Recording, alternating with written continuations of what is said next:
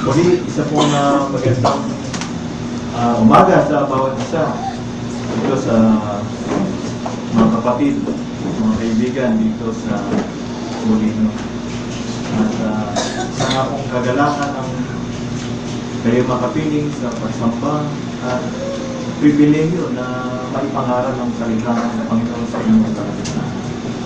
Gaya ng ating inawit, and may Jesus Christ be praised.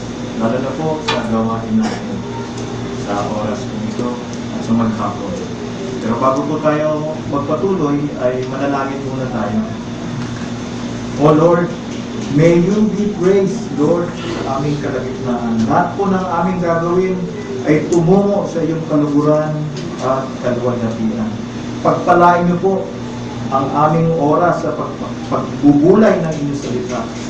Ang inyong salita ay buhay. Ito'y nangungusap sa inyong mga tao. Tulungan niyo po kami, aming Diyos. Mahihina po kami. Ang inyong tagapagsalita ay mahina na kailangan ng biyaya niyo. Tulungan niyo po ang mga makikinig.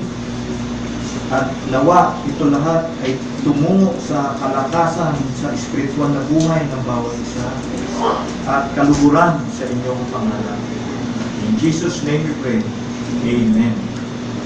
Tayo magpapatuloy po sa pag-aaral sa aklat ng Ecclesiastes. Kanina po ay pinag-aralan natin chapter 5, verse 1 to 7 na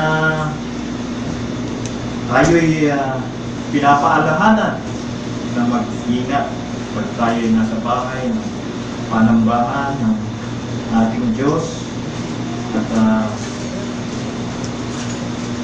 makinig sa kanyang salita, maghain ayon sa kanyang kalooban at magalak sa ating pagsamba sa kanyang pangalan. At mga ilang practical application din ng ating tinalakay.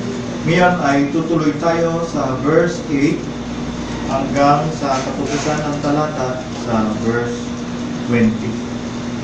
Sabi dito, kung iyong nakikita ang kapighatian ng dukha at ang karahasang pag-aalis ng kahagulan at kaganapan sa isang ulitin ko, kung iyong nakikita ang kapighatian ng dukha at ang karahasang pag-aalis ng kahagulan at kaganapan sa isang lalawigan, huwag mong kamanghaan ang bagay sapagkat ang lalong mataas kaysa mataas ay nagmamasid at may lalong mataas kaysa kanila. Bukod dito, ay sa lahat ang pakinabang sa lupa, ang hariman ay pinaglilingkuran ng bukid. Siyang umiibig sa pilak ay hindi masisiyahan sa pilak, o siya mang umiibig sa kasaganaan ng pakinabang, ito man ay walang kabuluhan. Pagka ang mga pag-aari ay nagsisidami silang nagsisikain ng mga yaon. At anong pakinabang mayroon ng may-ari niyaon, kundi ang mamasdan ang kanyang mga mata. Ang tulog ng manggagawang tao ay mahimbing, maging siya ay kumain ng kaunti o marami. Ngunit ang kasaganaan ng yaman ay hindi magpapatulog sa kanya. May malubhang kasamaan na aking nakita sa ilalim ng araw. Ito nga ang mga yamang iniingatan ng may-ari niyaon sa kapahamakan niya. At ang mga yamang yaon ay nawawala ng masamang pangyayari. At kung siya ay magkaanak ng lalaki, walang maiiwan sa kanyang kamay. Kung paanong siya ay lumabas sa bahay bata ng kanyang ina, hubad na yayaon siya uli na gaya ng siya ay dumating.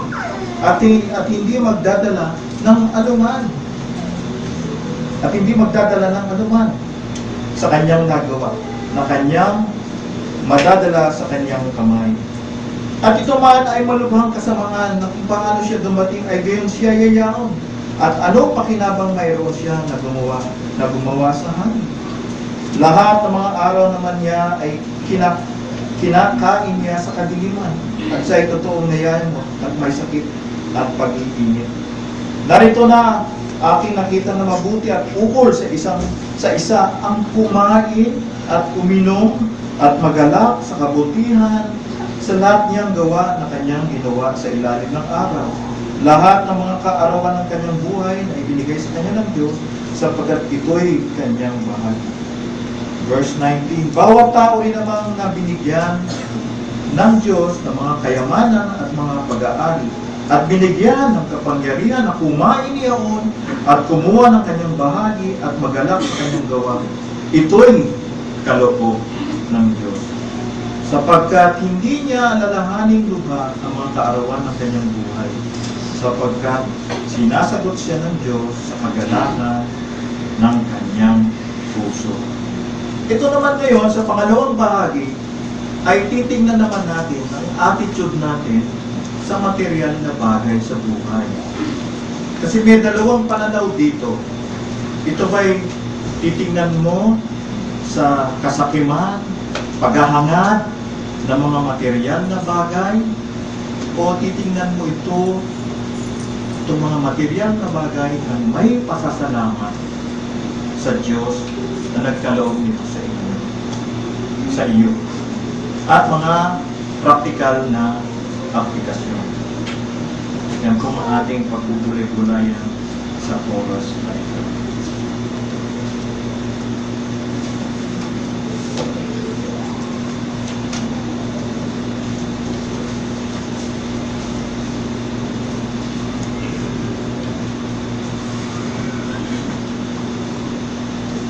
Nung ginagawa ko po ang mensahe nito, ay na nagpa-browse ako sa internet, ay napansin ko ang isang aklat na ang pamagat ay how to get whatever you want out of life. At ang sumulat niya ay si Joyce Brothers. Hindi ko naman ito kilala. Pero how to get whatever you want out of life. Parang kumbaga sa title ng libro nito ay parang nagbibigay sa iyo ng confidence na makukuha ko pala ang lahat ng gusto ko dito sa sanlibutan. Parang nakaka-intriga itong title ng aklat na ito. At nagsasabi dito na ito ay pag binasa mo itong aklat na ito, ay makikita mo mga kaparaanan at maaring katuparan para makamtan ang bawat gusto mo sa buhay. Hindi ko pa nabasa itong aklat na ito. Kung maaring nadaanan ko, hindi ko maalala. Pero, ang pananaw sa material na bagay ay mahalaga sapagkat kung ating titingnan ang salita ng Panginoon ay may mga babala tungkol sa mga material na bagay, sa mga possession, at tungkol sa pera, tungkol sa finances natin. Sapagkat itong material na bagay, mga possessions natin, mga kung anong meron tayo, ito'y maaring maging Diyos natin. At hindi natin namamalayan na Diyos na pala natin ang mga bagay-bagay na ito. At nakakalimutan natin na ang Diyos pala, may dakilang Diyos na lumikha ng langit at lupa na nagbigay nito sa atin. Gaya sa sinabi sa 1 Timothy chapter 6, verse 9 to 10, sabi dito, sapagkat ang pag-ibig sa salapi ay ugat ng lahat ng kasamaan. Dahil sa paghahangad na yumaman, may mga taong nalalayo sa pananampalataya at nasasadla sa maraming kapig-kapigan. Ibig sabihin po nito, di naman masamang yumaman, pero ang magmahal sa salapi, iniibig mo yung salapi, minamahal mo ang salapi. At dahil dyan, ay naposes ka na. Siguro kung napanood niyo yung Exorcist, ito'y pelikula na naposes. Kaya nag-iba ang katauhan ng naposes na ito. Itong pagmamahal sa salapi, maaari kang maposes. Naposes ka. At hindi ito maaaring ma-exorcise. Kumbaga sa pelikula na yun, no? Sapagkat ikaw ay naposes na ng pera o ng pagmamahal sa salapi. Yan ang ugat ng lahat ng kasamaan. Ngayon dito sa ating banasa, huwag tayong magulat. Kung makikita natin na ang mga dukha at ang kaharasang pag-aalis ng kahutulan at kaganapan ay isang lalawigan. Huwag mong kamanghaan ang bagay sapagkat ang lalong mataas kaysa mataas ay nagmamasid at may lalong mataas kaysa kanila. Ito ay tumutukoy sa ating binasa ang konteksto ng korupsyon sa isang pamahalaan. Yan ay bunga ng pagmamahal sa pera. Yan ay bunga ng pagmamahal sa pera. Kaya may korupsyon sa isang pamahalaan o administrasyon. Gaya sa ating panahon ngayon na ating nakikita at ito'y naibunyag sa ating harapan. Meron ng korupsyon na tinatawag na narco-politics. Siguro ito'y isang news o balita na mula ng Hulyo napansin natin. No? Mga general sa kapulisan ay protektor sa sindikato ng droga. Mayroong dishonesty sa pamahalaan. Ito ay tumutukoy sa mga opisyal ng pamahalaan. Yan ay makikita natin sa first week. Ang korap na opisyal ng administrasyon ay nagbabantay sa bawat isa para makamtan ang bahagi ng ninakaw na pera ng bawat isa o yung pinagkakitaan ng bawat opisyal sa kasamaan. Dahil sa korupsyon sa pamahalaan, ninanakaw ang pera ng bayan, ang serbisyo publiko ay apektado. At sino po ang pinaka-apektado? Ang mga dukha at may hirap. Bakit po? Kung ang serbisyo publiko sa pagamutan kulang, sayang yung mga hospital na itinayo sa ating bayan. Sapagkat may hospital nga, kulang naman sa serbisyo, walang gamot. Overwork yung mga doktor at nurses. Masusungit. Kasi nga, ang daming nangangailangan. Overtime sila ng overtime. Dahil, saan pa pupunta ang mga mahihirap? Di syempre, doon sa mga institusyon na libre. O kaya kung may babayaran ka, mababang talaga.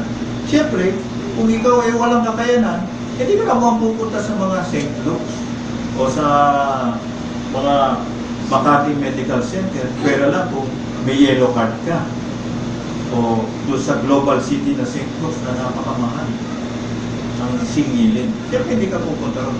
Pupunta ka sa mga hospital ng gobyerno. Maski nga sa PGH, ang hirap makakuha ng lugar dahil sa dami lang gusto magpagamot. Kaya nga kung ang pera nga ay ninanakaw sa kaban ng bayan, yung serbisyo publiko ang naaapektuhan. Hindi lang sa paggamutan, serbisyo sa edukasyon, no? Sana nga, libre ang pagpapaaral mula sa mababang antas hanggang sa kolehiyo. Pero hindi ganun nga ang nangyayari. Kulang ang pasahod, lalo na sa mga kawani ng pamahalaan. kulang sa kagamitan dahil sa korupsyon. Gaya rin ng mga pulis. Dati takot manghuli. Dahil kung manghuhuli sila, meron namang mababanggang tinatawag na mga VIP, big fish. Lagot ka naman pag nabangga mo yan kasi merong alyado na mataas na opisyal, imbis na yung kriminal ang makulong, nababaliktad ng sitwasyon. Yung mga matuwid na pulis, yun ang nakukulong. Salamat sa ngayong panahon, napapansin ang mga bagay niya. Kaya nga, ang kurap na pamahalaan ay maaring baluktutin ang hustisya at mangapi ng mga dukha.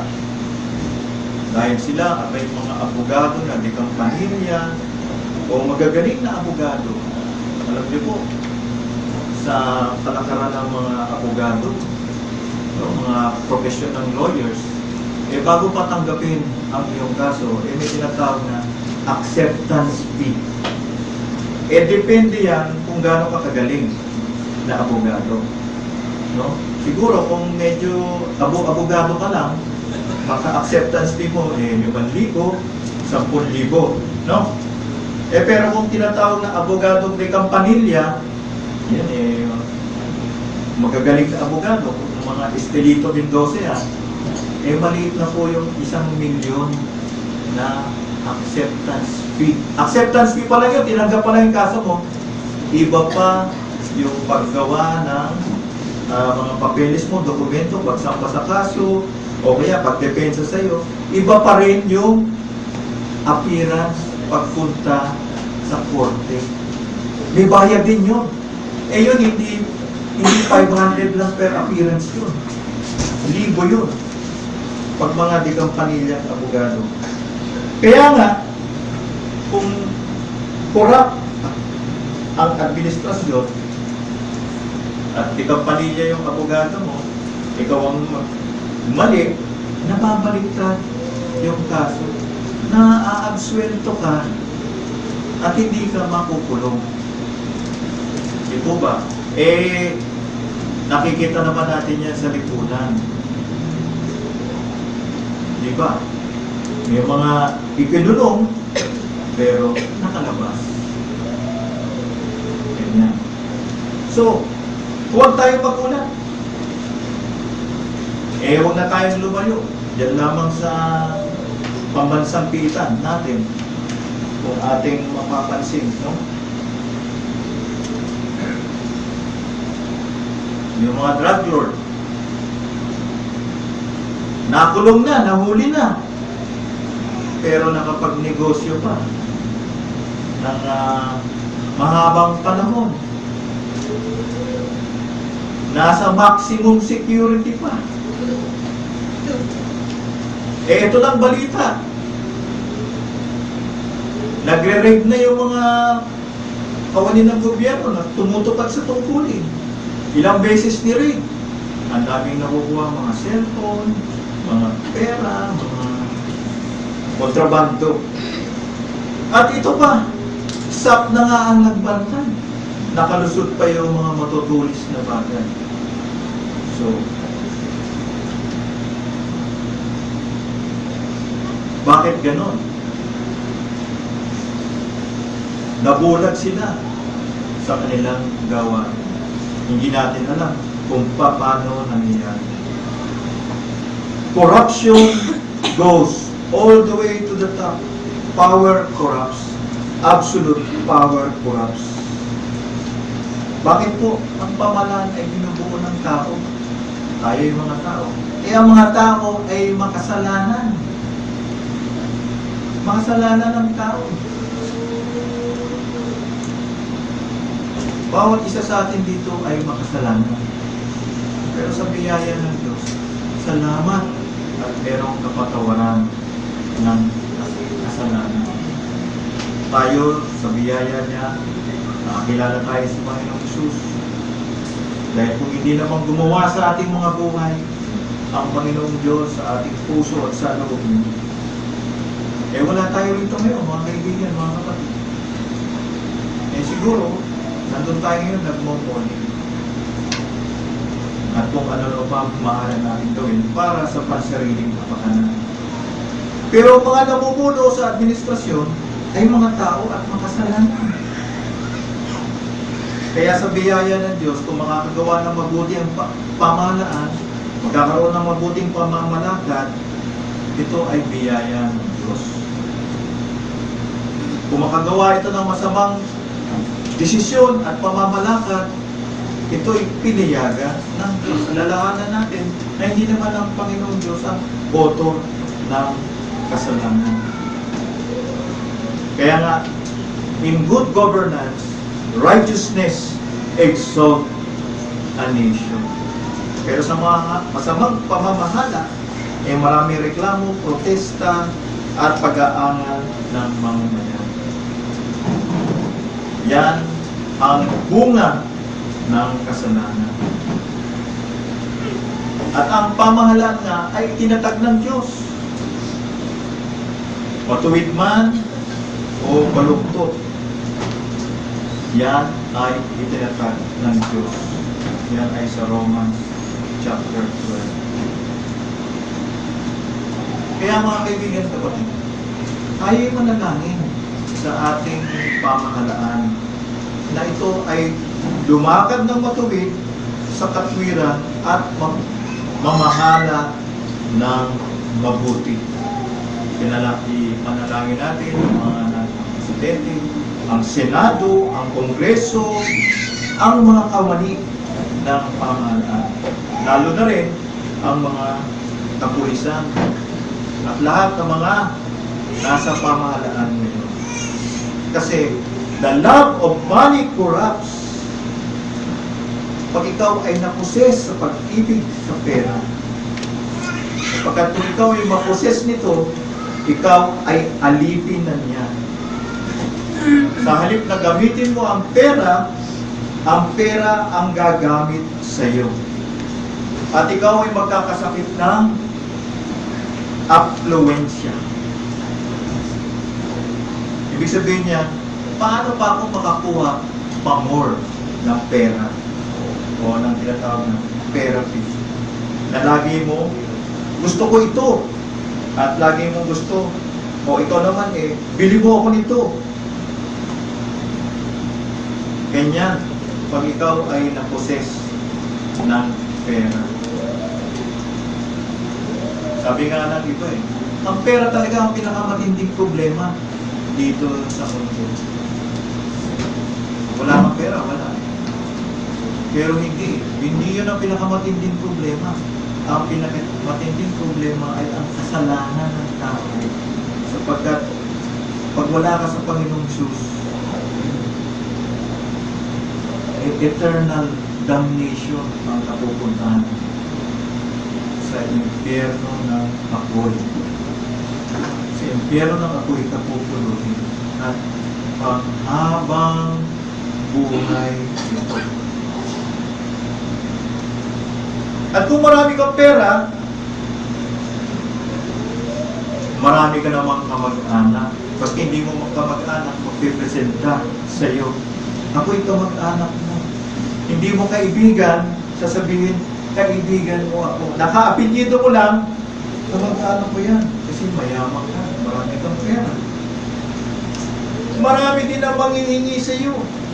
Mga organisasyon, mga humihingi ng tulong, mga mahihirap, tulubi, at mga opisyal sa pamahalaan para sa donasyon, lalo na pagdating ng eleksyon, lalapitan nila.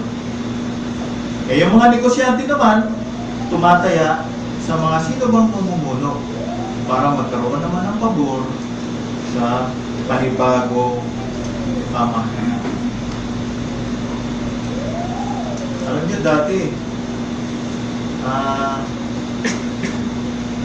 naalala ko nung bata pa kami. Pag tuwing Disyembre, nagtataka ako. Bakit kaya nandito yung mga auntie ko, mga tiyo, Disyembre. Parang hindi na kami makapagbakasyon na maayos. Pag summer din, nandun din sila. Galing probinsya. Ngayon, ang binasa ko ito, ito pala. Pag may pera ka, nandito. Pero nung nawala na kami ng pera, hindi na sila pupunta pag Disyembre. Hindi man lang sumusulat, kamusta na kayo? Ganon. Ito pala yun. Ito yung sinasabi ni Solomon. Sabi ko, ni honey ho, wala na. Ito pala, kaya itong salita ng Panginoon talaga, ay nagbibigay ng buhay at ito ay katotohanan. Sabi nga sa Proverbs 19 verse 4, wealth adds many friends, but a poor man is separated from his friend. Oo, no?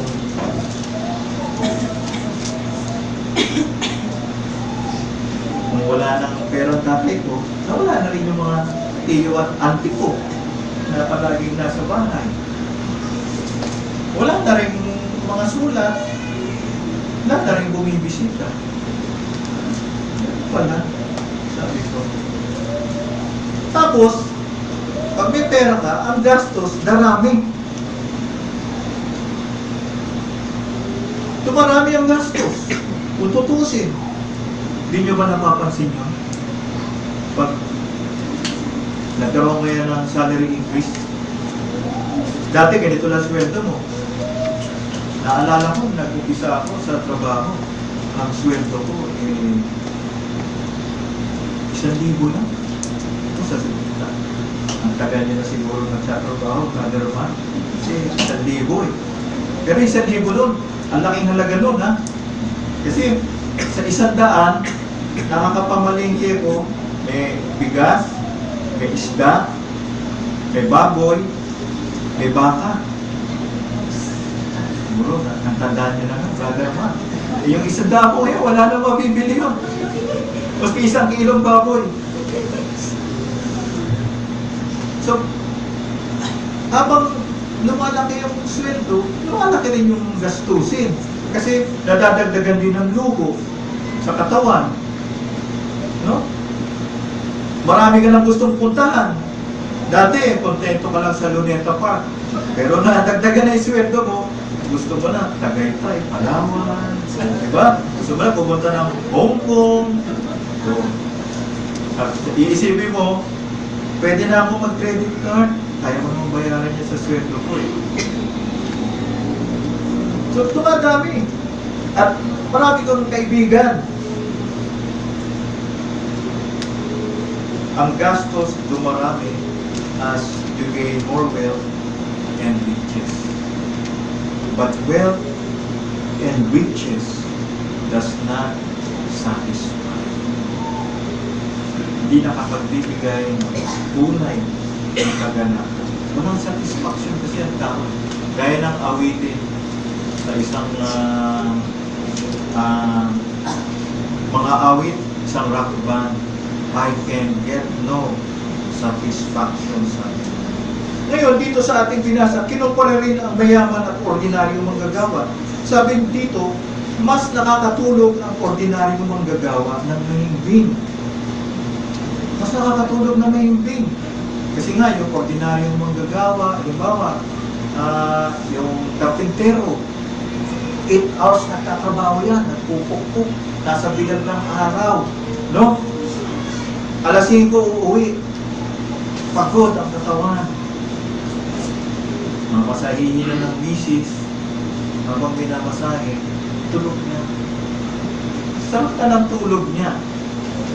Pero yung sa namakmak ang pera, pag natutulog na, hindi makatulog. Kasi maraming investment sa stock market, may investment dito, naka-online yung computer, minomonitor, ano ba nangyayari ko sa milyones ko dito? Ito, ano na nangyayari dito? hindi makatulog. Maski may sekretary, may advisor, hindi makatulog. Kasi milyon-milyon ang binabantayan niya. Kaya, nag-aalala, konti lamang ang tulog, nai-stress sa buhay. Eh tayo nga mga kaibigan, kapatid, hindi naman milyon-milyon yung nandun sa bank book natin eh. Kumbaga, pwedeng thousands lang eh. 5,000, ganyan o. Para sa kabataan eh, 1,000 lang eh. Parang nag-aalala ka pa eh. Paano ba gagamitin itong 1,000 na ito? Tapos kukumpit ka. Ang mahal naman ng ano, nag-worry ka. Gusto mo magastos mo sa magandang talagang one time na satisfied ka. Pero natutusin, hindi ka nasasatisfy. Maski nung bata ako, pag binigyan ako ng regalo, binigyan ako halimbawa, no, malaki pa yung nalagay yung 500 eh. No? Pero ngayon, para yung 500, sandali lang, gastusin eh. No, nalaki. Para hindi ko maggastos, nag-worry ako eh. Gusto ko maggastos, gusto ko yung masisiyahan ako. Pero habang bumibili ako, hindi naman ako nasisiyahan din sa binili ko. So, ganyan. Mas masarap matulog yung isang manggagawa kaysa isang bilyonaryo na tao. Alam niyo mga kaibigan, baka maging mali ang mensahe ko sa inyo, no? Hindi masamang yumaman. Hindi naman masamang yumaman o magkapera. Ang pahayag na salita ng Panginoon, huwag mong mahalin ang pera. Huwag mo siyang gawing Diyos na siya sinasamba mo. Sinasabi mo sa 1,000 bill, sinasamba kita. Huwag po. Ang mga tao ng Diyos, pinagpala, si Job, kinuha lahat ng Panginoon ng lahat ng kayamanan, ari-arian. Pero binalik muli pagkatapos ng kanyang pagsubok. At doble pa, si Abraham, si Moises, pinagpala ng mga ari-arian at kayamanan. Ang ating Diyos ay hindi maramot at hindi rin siya kuripon. Ito nga, si Henry Ford, kilala nyo, yan yung mga kumpanya ng Ford na nakikita nyo, yung mga magagandang sasakyan, no? Sabi niya, I was happier doing a mechanic's job. Si John D. Rockefeller, isang mayaman din, bilyonaryo. I have made many millions, but they have brought me no happiness. Kaya nga ang tulog ng isang manggagawa ay mahimbing, maging siya ay kumain ng kaunti o marami. Mahimbing ang tulog ng isang manggagawa. At ito pa, siyang umiibig sa pilak ay hindi masisiyahan sa pilak, o siya mang umiibig sa kasaganaan ng pakinabang, ito man ay walang maguluhan. Yan ang nasa talata natin.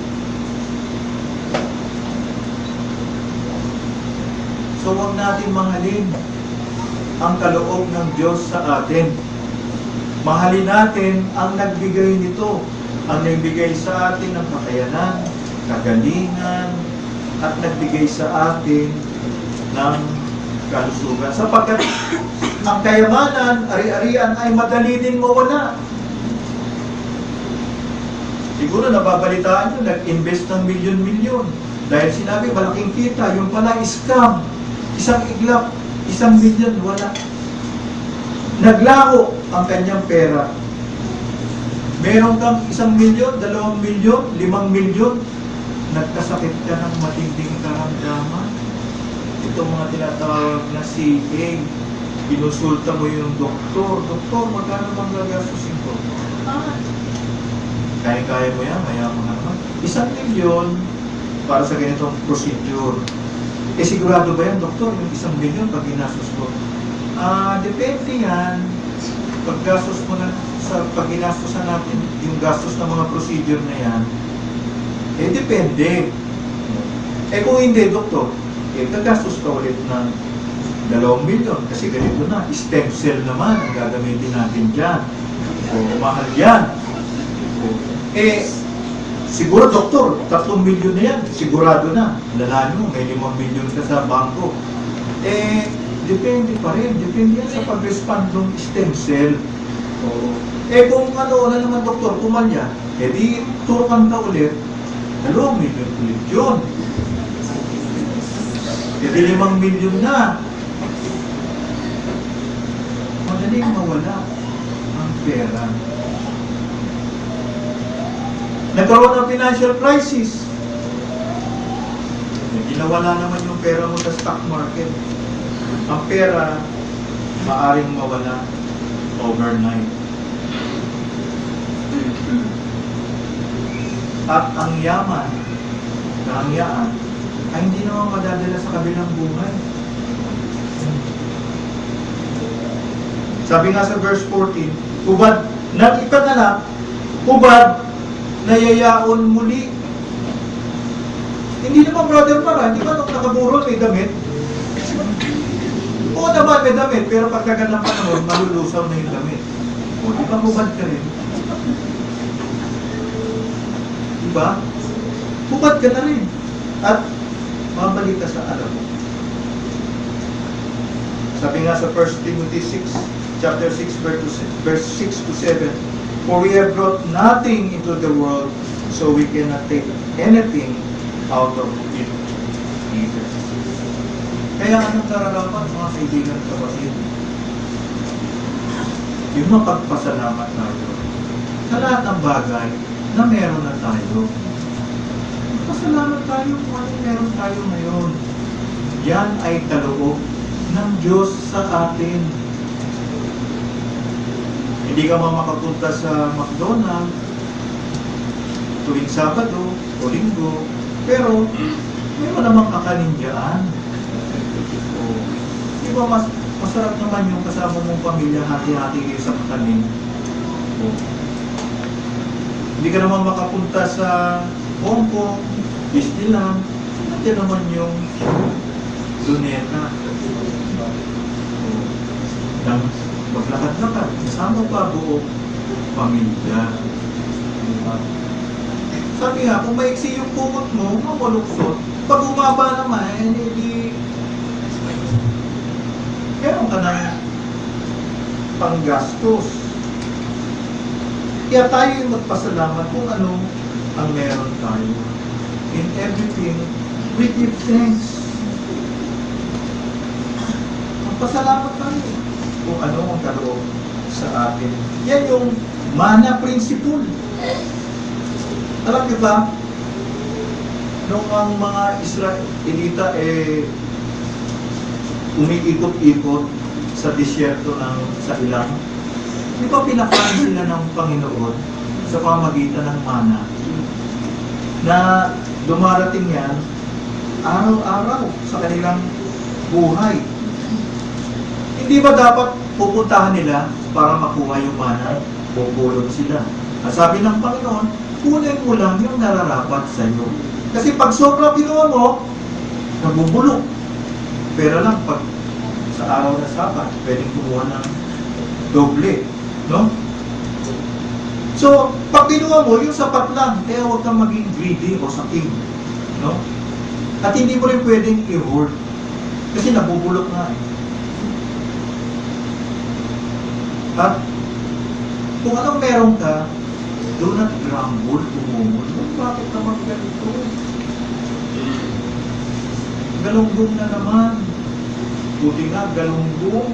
Di ba nga, hindi makabili ng galunggong? Asin na lang, o kaya toyo. Di ba nga, walang pambili rin asin at toyo. So kung anong binigay sa atin ng Panginoon, tayo nagpasalamat. Kasi biyaya ng Panginoon yan sa atin.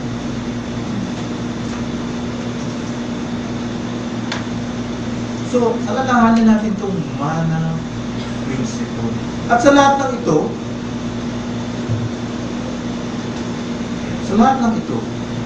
ang Panginoon ang nagbibigay ng enjoyment. Kaya balikan natin dito, sabi sa yung talata. Sabi niya rito,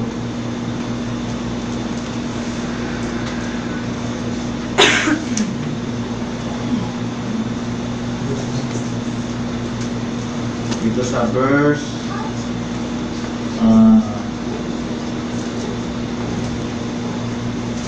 verse 18.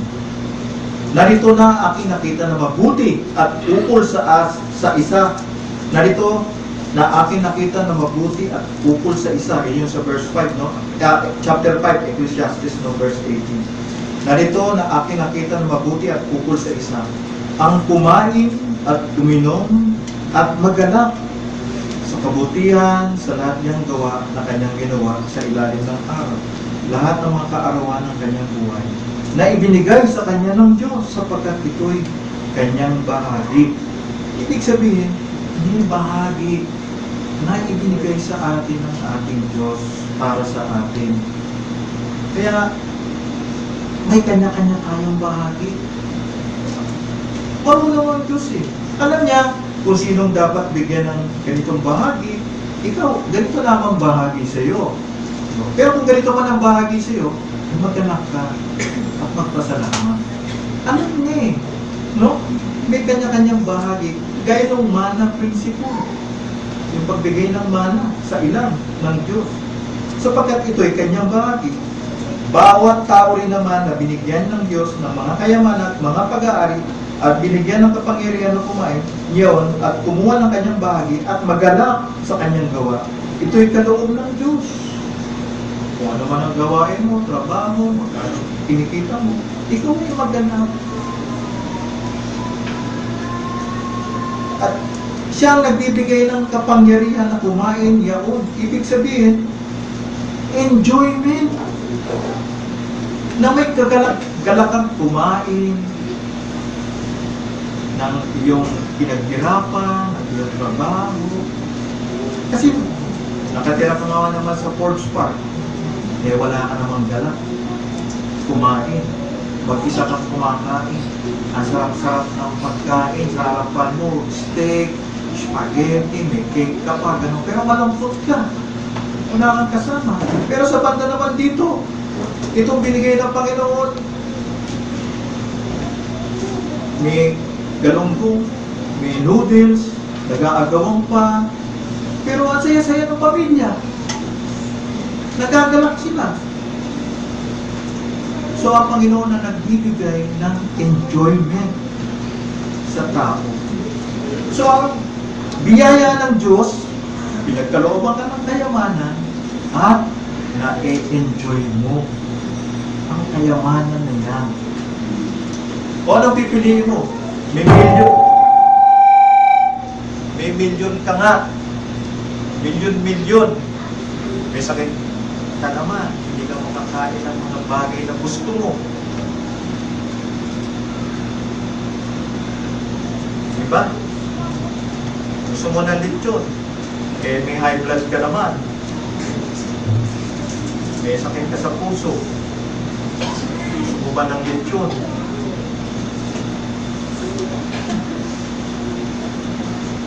O kaya, gusto mo ng ice cream. Taas yung blood sugar mo. Sabi ng iba, hindi bali yung kumano, basta kumain ka ng masarap. O, hindi gusto mo maging bata. Gusto mo magpabata. O, diba?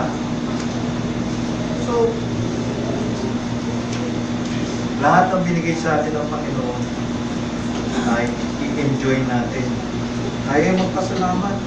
Yan ay kanyang biyaya. Yan ang portion sa atin.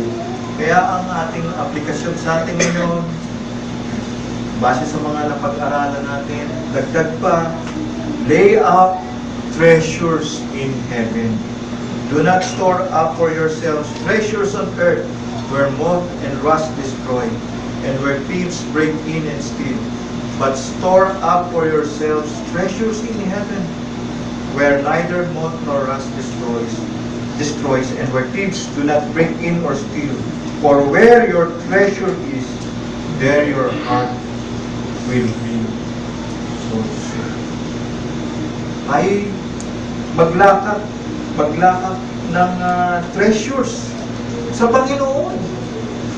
Ano bang pwedeng treasures natin ilagak sa Panginoon? Ano bang pwedeng treasures i-store up natin sa Panginoon? Yung acts of benevolence. Pinangangailangan. Tumulong tayo. Pagtulong sa gawain ng iglesia, pagpapalaganap ng Ebanghelyo, tumulong tayo. May kapatid na nangailangan, tulungan natin. Yun ang mga, hindi naman to works. Yung pagtulong ay bunga ng biyaya ng Diyos sa iyo, bunga ng pananampalataya. Hindi yan ginagawa mo para lalo kang makarating sa langit. Hindi na. Ikaw ay nasa Panginoong Isus na. Yan ay bunga ng iyong pag-ibig sa Diyos at pananampalataya. Hindi yan justification sa iyong ginagawa. Yan ay bunga ng pananampalataya mo. Maraming pwedeng ilagak sa Panginoon para sa Kanya kaharian. At kung anong meron ka, do not grumble. Huwag mag-uumol. Panginoon, ganito na naman. Ano ba yan?